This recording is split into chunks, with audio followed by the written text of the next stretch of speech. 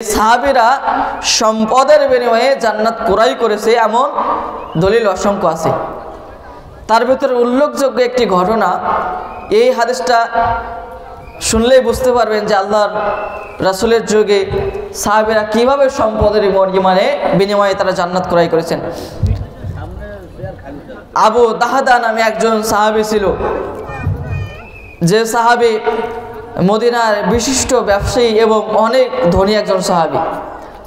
তো একদা এই সাহাবী সহ আল্লাহ রাসূলের মজলিসে অনেকগুলো সাহাবী বসে আছে।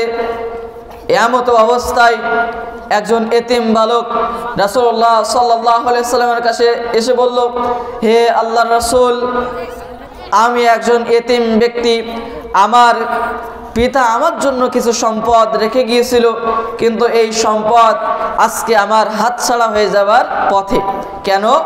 রাসূল সাল্লাল্লাহু আলাইহি সাল্লামকে বিস্তারিত ঘটনা ওই বালক বললেন যে আমার বাড়ির পাশে এক ইহুদের বাড়ি রয়েছে, তার প্রাচীরের ধারে একটা খেজুর গাছ আমার আছে, কিন্তু খেজুর গাছের কিছু অংশ আবু লুবাবা নামে একজন ইহুদের জমিতে গিয়েছে, যার কারণে সে প্রাচীর তুলতে দিচ্ছে না।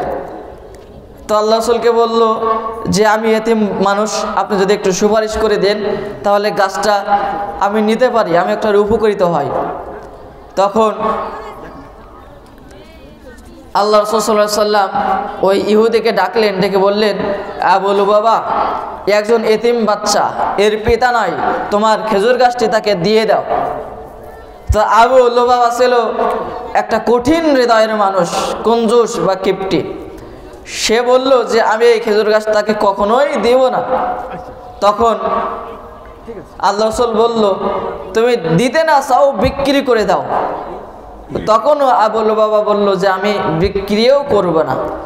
তখন আল্লাহ রাসূল বলল যে আবু লুবাবা, তুমি যদি এই এতিম বালককে খেজুর গাছটি দিয়ে দাও তাহলে তোমার জন্য আমি জান্নাতে একটি খেজুর গাছ দেওয়ার জন্য আল্লাহর কাছে সুপারিশ করবো। সুবহানাল্লাহ। আবু লুবাবা একজন ছিল কাফের মুশরিক ইহুদি, যে নিশ্চিত জাহান্নামী হওয়ার পরে আল্লাহ রাসূল তাকে বলছে যে তুমি যদি এই খেজুরের গাছটা তাকে দিয়ে দাও, এর বিনিময়ে জান্নাতে একটি তুমি খেজুর গাছ পাবে, মানে জান্নাত পাবে। সুবহানাল্লাহ। তারপরেও ওই ইহুদি বলল যে না, আমি কখনোই তাকে খেজুর গাছ দিব না। তা আল্লাহ রাসূল তখন তার একটা বিখ্যাত হাদিস বললেন যে পৃথিবীতে সব থেকে কিপটা ব্যক্তি যদি থাকে তাহলে আবু লুবাবা। তো আল্লাহ রাসূল সাহাবীদের মজলিসে ঘোষণা করলেন যে কে এমন আছে এই খেজুর গাছটি আবু লুবাবার কাছ থেকে কিনে এই এতিম বাচ্চাকে দিতে পারবে, যে পারবে তার জন্য আমি জান্নাতের জিম্মাদার হব, অথবা তার জন্য জান্নাতে আমি খেজুর গাছের ব্যবস্থা করব। সুবহানাল্লাহ।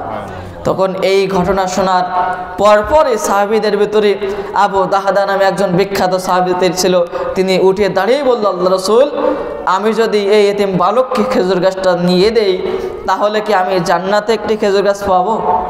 তখন আল্লাহ রাসূল সাল্লাল্লাহু আলাইহি সাল্লাম বললেন, হ্যাঁ অবশ্যই তুমি পাবে। আবু দাহাদা আবার জিজ্ঞাসা করলেন, আল্লাহ রাসূল, যদি আমি তাকে এই খেজুর গাছটা নিয়ে দেই তাহলে কি আমি জান্নাতে খেজুর গাছ পাবো? আল্লাহ রাসূল বলল, হ্যাঁ তুমি অবশ্যই জান্নাতে একটি খেজুর গাছ পাবে বা জান্নাতের মালিক হতে পারবে, আল্লাহ তোমাকে জান্নাত দিবেন।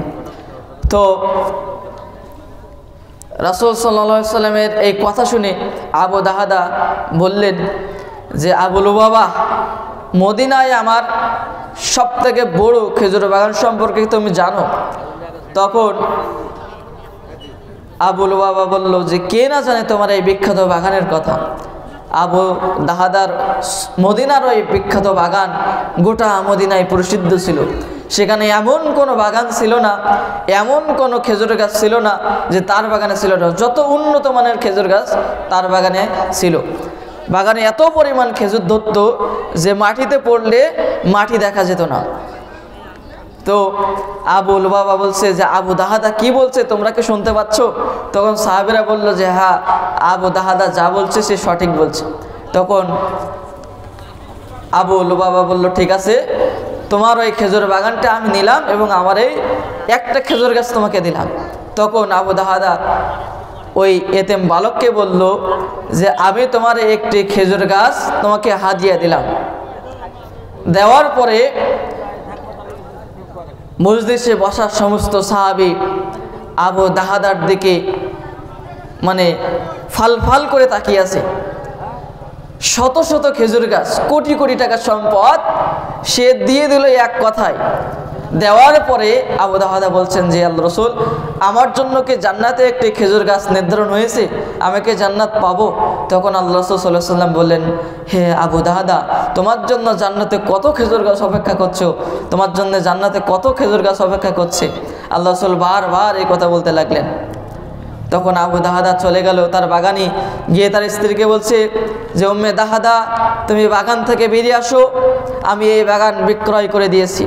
তখন আবু দাহাদার স্ত্রী বলল যে এই বাগান আপনি কার কাছে বিক্রি করেছেন, কিসের বিনিময়ে বিক্রি করেছেন? তখন আবু দাহাদা বলল যে আমি এই বাগান বিক্রি করেছি জান্নাতের বিনিময়ে। তখন আবু দাহাদার স্ত্রী বলল, আল্লাহু আকবার, আল্লাহু আকবার। সেই মহিলা কত ইমানদার, কত ইমানি শক্তি হলে ওই শত কোটি টাকার বাগান ছেড়ে দেওয়ার পরেও বলে সুবহানাল্লাহ, আলহামদুলিল্লাহ, আল্লাহু আকবার। তখন স্ত্রী সন্তান নিয়ে বাগান থেকে তারা বেরিয়ে আসলো। তো এই হাদিসটা বলার উদ্দেশ্য যে সাহাবীরা তাদের কোটি টাকার সম্পদ দান করে জান্নাতের মালিক হয়েছেন। ওমর রাদিয়াল্লাহু তাআলা আনহু তাবুকের যুদ্ধের ঘটনা আমরা জানি যে অর্ধেক সম্পদ আল্লাহর রাস্তায় দান করে দিয়েছে জান্নাত কেনার জন্য। আবু বকরের সমস্ত সম্পদ দান করে দিয়েছে জান্নাত ক্রয় করার জন্য।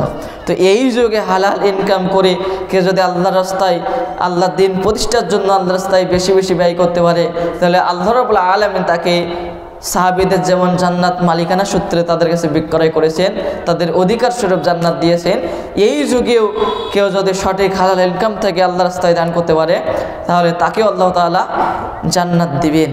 এটা আল্লাহ তাআলার ওয়াদা। সূরা তাওবা 111 নম্বর আয়াত, ইন্নাল্লাহা আশতারা মিনাল মুমিনিনা আমওয়ালাহুম ওয়া আনফুসাহুম বিআন্না লাহুমুল জান্নাহ। আমি মুমিনদের কাছে জান্নাত বিক্রয় করব তাদের জান এবং মালের বিনিময়ে। ও